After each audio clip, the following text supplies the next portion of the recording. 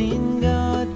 Welcome to The Liberating Secret with your host, author and teacher, Sylvia Pierce. The Liberating Secret is dedicated to revealing the mystery of the gospel, which is Christ in you, the only hope of glory. Let's join Sylvia Pierce for today's lesson. He died and rose again to set me free. Hello, I'm your guest host on The Liberating Secret. I'm Dr. Chuck Thurston, an ER doctor who reads the Bible way too much. And we're going to talk today about, we had talked once before, about the stars and how the works of God reflect the Word of God. Whatever He made with His imprint on it, and He put it in a pattern that was a message to us. And we learned that the zodiac means to ascend by degrees, and it's a path where the sun goes, and that path where the sun goes has constellations in it, and those constellations were in front of the Lord Jesus when He was on the cross at Calvary.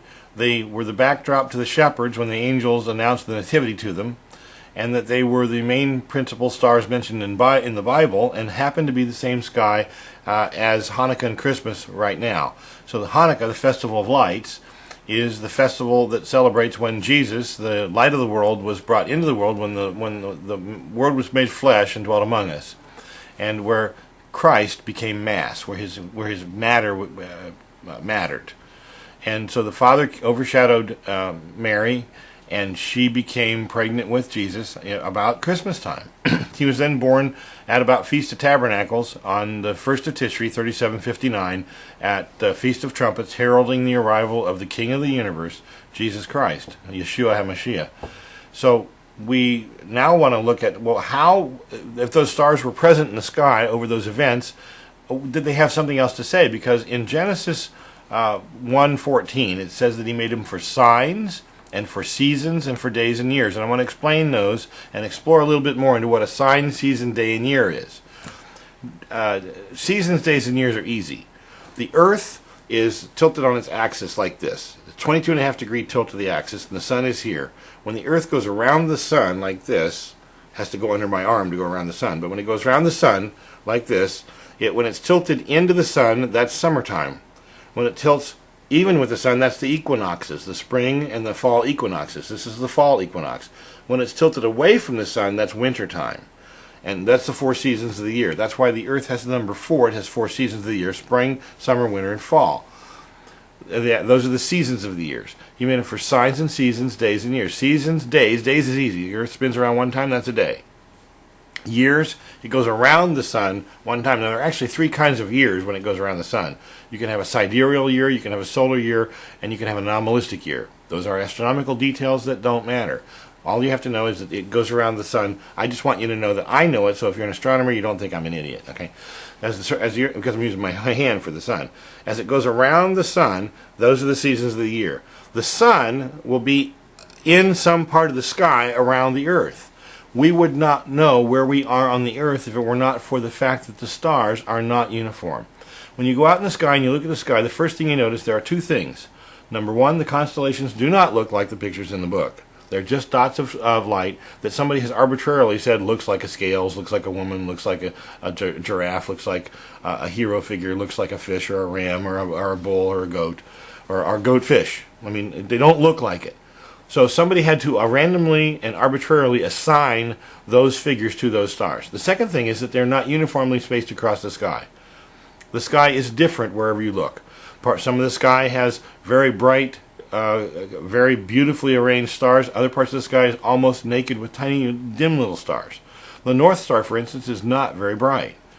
I'm not saying it isn't intelligent, and there's no offense meant to the North Star, but it's not very bright. The brightest star in the sky is, of course, the sun. The second brightest star in the sky is Sirius, and that means that's where we get the word star from the prince star, Tsaris. And so that little bit of review in the astronomy of where things go means that as the Earth goes around the sun will appear to be in front of some part of that sky. Because the sky is different and it has these arbitrarily named figures on it, we see that the sun goes from the constellation of, let's say, the ram, to the constellation of the bull, to the constellation of the twins, to the constellation of the crab, to the constellation of the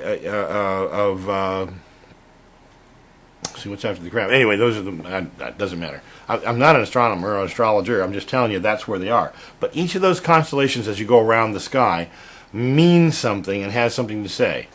When Jesus was on the cross and he was giving up his life for us, the sun went dark from noon to 3, from the 6th hour to the 9th hour. The 6th hour is the number of man. The 7th hour is the number of completion of weeks and the number that where God rested. The 8th hour is the number of dominion, which culminated in the 9th hour when the light came back as the number of judgment. So Jesus took dominion, finished the week, and gave himself up for mankind in those 3 hours. It's 3 hours because the Father, the Son, and the Holy Spirit were offering themselves up in the form of the body of Jesus Christ. He offered himself up for these things. He was crucified and died at 3 p.m. He's put on the cross earlier. The sun goes dark from noon until 3. At 3, when the light comes back, he has offered up his ghost. That is betwixt the evenings, between the two evenings. The first evening, of course, is post-meridian. That's p.m. That's called noon. The second p.m., the second evening, is when the sun sets about 6 p.m. So betwixt the evenings is exactly 3 p.m. So we know precisely that Jesus died at the 9th hour. Of course, in the Jewish calendar, the first hour is when the sun comes up. The 6th hour is about noon. The 9th hour is about 3 p.m. So you have to understand that part first. Because they didn't have clocks, they have to go. You wouldn't count the first hour. You wouldn't say it's 6 a.m. when it just started. You don't start at 6. They don't have. We do that now because we have mechanical clocks, and we decided arbitrarily that midnight would be when we would start things. And of course, the military messed it all up. I'm not even going there. The point is that the Jewish calendar and timepieces were the works of God, was the sun. And so Jesus is on the cross in the dark from noon until 3, and he gives up the ghost at 3 p.m. betwixt the two evenings, right when the law commanded that the Passover lamb be slain. So the priest is down at the temple immediately south of Jesus, killing the Passover lamb at the moment Jesus actually gives up the ghost. Okay. What happened in those 3 hours? It got dark. What happens when it gets dark? Well, it says there was an earthquake and lightning, but it does not say it was raining like it does in the robe and the King of Kings. There's no evidence that it rained at all, because they were able to take care of the burial, and they were able to have conversations, and they had a lot of politics going on. There's no thunderstorm. And the sun got dark all over the whole world, not just in Jerusalem. So it wasn't just a dark thunderstorm. And the lightning would occur because of the electrostatic reactions of the earthquake that occurred. So it's actually a nice spring day in Jerusalem, and it's so nice and it's so unwindy that a man who is dying of congestive heart failure on a cross is able to utter words that we have written down that people heard him say. I've taken care of many people in congestive heart failure, and they don't have good voice projection. So it had to be a calm, nice day. And if it was a calm, nice day when the sun went out, guess what would appear? The stars would come out. Now, even if there was rain and clouds all over it, the stars would still be available, not for us people to see, but they would still be in the sky. But they could be seen, and they could be seen by whom? By religious Jewish people? No, they're in the house doing their Passover. By pagans, and by astrologers, and by idol worshippers, and by worshippers of Pan, and worshippers of Diana, and worshippers of all the Roman gods, and people who were not even godly at all, didn't know anything. But they all knew the zodiac, because it says in Psalm 19, their line has gone into all the world. Everybody's heard about the zodiac. Have anybody see a newspaper that you can't have a zodiac in? Per Richard's Almanac, and Benjamin Franklin commented that you could not sell a newspaper anywhere in the world without a horoscope in it. So people are completely wrapped up in this lie of the astrology thing. Well, God trumped that by having those stars come out with the names he gave them.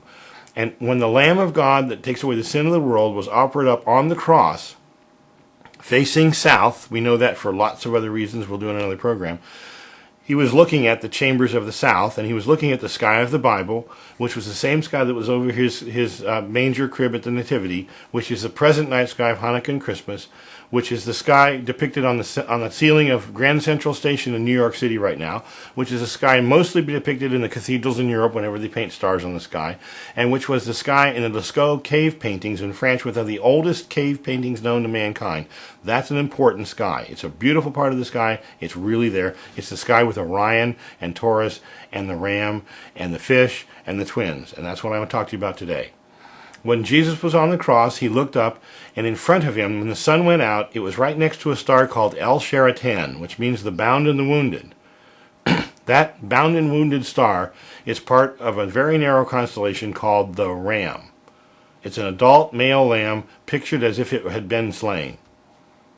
That's very important, because when the Lamb of God that takes away the sin of the world is offered up, God has arranged the sun to be there. Now, because the earth, when it goes around the sun, precesses on its axis. Precession means it wobbles. It wobbles very slowly, and it shifts where the sun will appear in what constellation. About every 2,000 years, it will shift one whole constellation. So 2,000 years earlier, the sun was in the constellation just to the left of Jesus when he's looking at the sky. He's up on the cross. He's looking to his left, and he sees the bull. 2,000 years earlier, when Abraham divided the two cows, when Joseph was a priest of On, a bull called of Apis, Sir Apis, and Hathor, a cow goddess, and when the golden calf incident occurred, during that whole period of history, the sun at Passover was in the constellation of the bull. Now, 4,000 years before Jesus was on the cross, or 2,000 years before that, the bull stuff, you have Cain killing his twin brother Abel, and you have Gemini, the Castor and Pollux, and the sun was in that constellation, farther to the left of Jesus. Now, Paul was of the tribe of Benjamin, and the tribe of Benjamin had a sign that was assigned to it in the book of Numbers. Numbers chapters 1 and 2 talks about the ensigns that each of the 12 tribes carried with them. And the ensign is actually Oth, and it means star sign. And each tribe was assigned a sign of the zodiac. For instance, we all know that Leo, the lion, was the lion of Judah. And we also know that the horns of Ephraim and Manasseh were the bull of Apis and Serapis, and were the Taurus things. So when Cain killed his twin brother Abel, the sun was in that constellation at their sacrifice, which was a Passover sacrifice. And that was the one that the Lord rejected from Cain. The reasons for this are not part of what we're studying here, but it is important to understand that the tribe of Benjamin had as its sign the sign of Castor and Pollux. And Paul, the Apostle Paul, was a member of the tribe of Benjamin. And when he had a shipwreck, his centurion, not he, but his centurion, who was a superstitious astrology person, picked another boat whose sign was Castor and Pollux. It's funny that the Bible would record those things associated with Paul, a Benjamite. So that's important, but not terribly symbolic. And of course, remember, the odds of a person having an identical Benjamin or an identical Castor and Pollux or identical Gemini day, a 12th of the world having an identical Gemini day, is impossible. So that's not the point of it. The point of it is that God has established these patterns. Now, when Jesus was on the cross and he looked in the sky and he sees Cain and Abel, he sees Abraham and the covenant with Abraham, he sees the Exodus and Moses, he sees the golden calf incident, then he sees himself offered up for mankind. The next constellation that the sun was in for the last 2,000 years at Passover was the fish. When he said, "I will make you fishers of men." And the little boy brought him what? 5 loaves, that's the number of grace, and how many fish? 2. Why 2? Why not 5 fish and 2 loaves? Why not supersize it for 39 cents? Why did the kid just bring him 2 fish? Because it's poetic, because God wanted people to know that he named those signs the 2 fish. And why fish? Because fish are resurrection kind of animals. They're brought up from the water into the fishermen, they bring them out of the water into the air. Now the fish die. But when we are brought up into our new life, don't die. We have the ability to breathe air. We become amphibians in a sense. Spiritually amphibians, not really. I don't want a bunch of Aquaman believers. That's not going to work. Okay, when Jesus comes back, the millennial temple will be established and water will be pouring out of it. And the sign that will be in the sky at that time, which is coming up nearby in the future, is Aquarius. Remember the song from Hair? This is the dawning of the age of Aquarius. That's what's happening. Shortly the sun will dawn at the vernal equinox at the time of Passover in the sign of the waterman. So we have Jesus on the cross looking at the history of mankind from Cain and Abel all the way to the millennial temple, and he's offering himself up for all of those people for all of that time, looking at that sign. Now behind him is another sign, because if he's looking at those chambers of the south in front of him, behind him there's a sign that's just opposite the ram, and that's the sign of the scales, which was the sign of the tribe of Levi. And in the scales is a full moon, because we know there's a full moon at Passover. Passover is the first full moon after the spring or vernal equinox. That's the definition of Passover. The full moon that was present when the earth got black also would have gotten black or red. And we know in Joel, and Peter quotes this at Pentecost 50 days after the crucifixion and resurrection. He quotes this to all the assembled Jewish people from all over the world at Pentecost. He says this fulfillment occurred at Calvary. You saw it happen, that the sun turned black as sackcloth and ashes, and the moon turned red as blood, and young men dream dreams, and old men see visions. And that's what's happening with all these people, with the second chapter of Acts, and all of the charismatic occurrences, and all the tongues and things that happened at the time when Peter was talking to this very argumentative group of 3,000 Jewish men. Not one of whom said, no, we don't remember seeing the Joel prophecy happening. We didn't see that happen. What we saw did happen. So the sun turned black as sackcloth for 3 hours. The moon turned red as blood. And guess where the moon was? The moon was in a pan of one of those balances in the constellation that we call Libra, the scales. In that constellation, there are 3 stars: Zubin al-Ganubi, Zubin al-Shamali, and Zubin al-Krabi. Those stars mean the price that covers, the price deficient, and the price of the conflict. In the scale that means the price that covers, a blood-red moon had paid the debt, our debt, in blood, as Jesus was on the cross. And of course, behind him is the largest constellation in all the heavens. It's very dim, it's very subtle, but it's to his north. And that constellation is the constellation of Draco the dragon. Now remember, Peter confronted the Lord, and the Lord said, "Get thee behind me, Satan." And remember when Satan tempted him in the wilderness, he said, "Get thee behind me, Satan." What he was actually doing in that is prophesying the position that he couldn't control, that the Roman soldiers would put him on the cross with his back to that serpent. And that great serpent has in its coils 2 very prominent constellations we know as the Big and Little Dippers. But the ancient Greeks, until you get back to 333 BC, called them the bears. Now, Boötes is the shepherd of the bears, and his main constellation and star is Arcturus. The Arctic Circle is defined by Arcturus, that star. And Boötes is the shepherd of the bears. Well, we know bears don't have tails and they don't have shepherds. And the reason that they're called bears is the Greeks mistranslated it. The Hebrew word that originally defined those constellations was dover. And that means bear protection device, bear fence. So the word for bear and the word for bear protection device, like the word mouse and mousetrap, may seem very similar to a translator. So Dover and Dover look the same to them, so they named them the bears instead of the anti-bear fence. Because in fact, all the names of the stars in the Big and Little Dippers are the names of sheep corral. And Jesus said there were 2 corrals. I have a smaller flock and a bigger flock. I believe those are the Jews and the Gentiles, but there are other people that may interpret this different. The fact is there's always 2. And those 2 sheepfolds are in the coils of the serpent behind the shepherd. And I want to read you about the serpent and where he is. And he's in the northern hemisphere in this regard. And he's really there. Draco's really up there.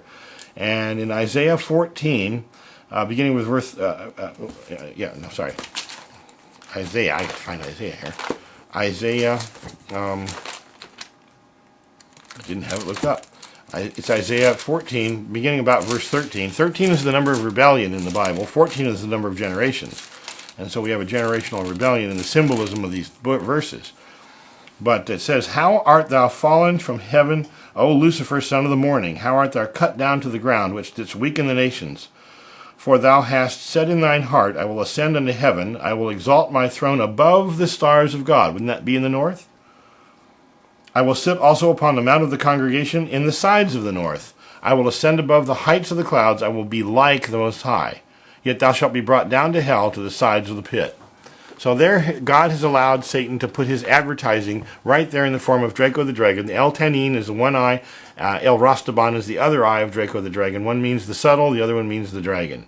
And he is behind Jesus. And if you were standing in front of the cross, looking at Jesus in front of the cross and look north, you would see Jesus raised up with a serpent behind him, coiled with sheepfold in him. And Jesus said, even as Moses raised up the serpent in the wilderness, so must the Son of Man be raised up. And if I be raised up, I will draw all men unto me.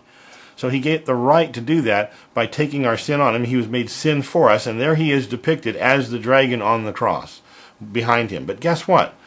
in the coils of that serpent is the Isaiah 53, and Isaiah 53 is the most poignant message in this whole thing. Isaiah 53, of course, is the suffering servant passage that is famous in Handel's Messiah, where he says, "All we like sheep have gone astray. We have turned every one to his own way." In Handel's Messiah, it is, "We have turned, every one to his own way." So we have turned everyone to his own way. We turn and turn and turn. Why do he keep saying turn? Because these sheepfolds are around the North Pole, and they spin around the North Pole. As you look up at it, it would be this way. They spin this way. The dragon's face is going down, and the sheep are turning and twisting behind Jesus. And of course, on the cross, he's on the cross, suffering, and he's bearing our griefs and our sorrows. So Isaiah 53 says,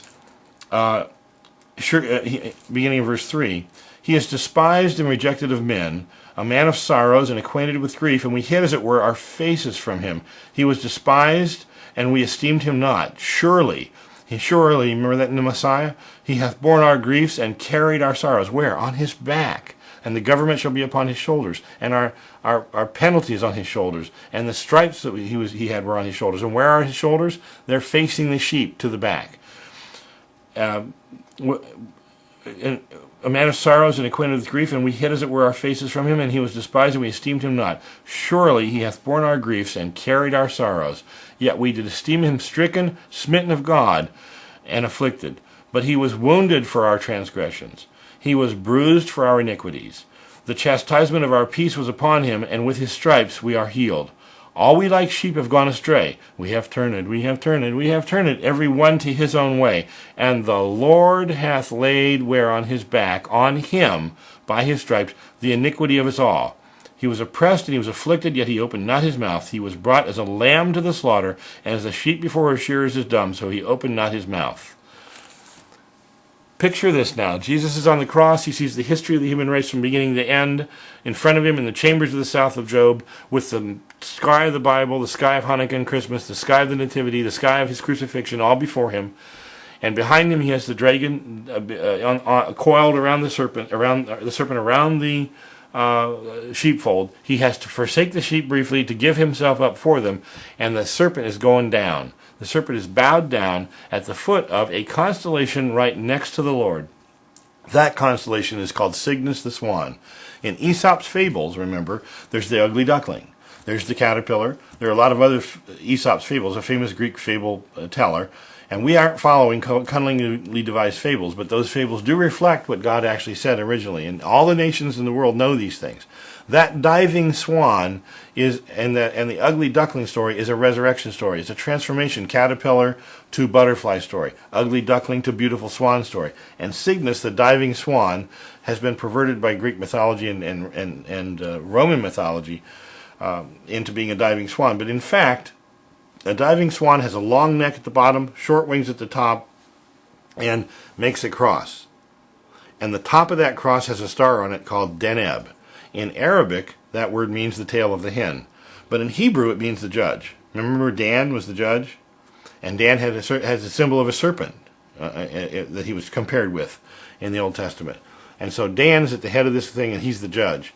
And this cross is going down. But where the cross is going down, Draco the dragon's head is bowed down at the foot of that cross, and he is losing control of the sheep that he used to have. Because Jesus is redeeming them. He's going to lead captivity captive. He's going to rescue us all. He has rescued us all. And it's all depicted in the sky all around Jesus. Now, picture Jesus on the cross. The stripes that he's being healed by are reflected in the striped curtain of the veil that is now rent in twain at the moment of his, as the chief priest kills the Passover lamb and Jesus dies on the cross, the main veil of the temple breaks. And that veil is composed of the same colors that Jesus wore at his trial. There was a red color robe, there was a blue color robe, there was a white color robe, and there was a purple color robe. They made fun of him as a king with purple. He wore red in one hall, and his clothes that he would have worn would be blue. Anybody who reads Leviticus knows Jewish people have to wear blue. It's Levi's blue jean. It's not the copper rivet. It's the blue color.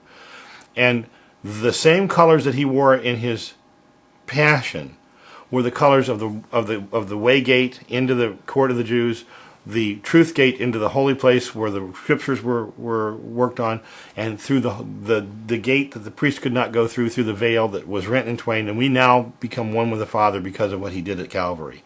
And what he did at Calvary was the glory of God that Psalm 19 talks about.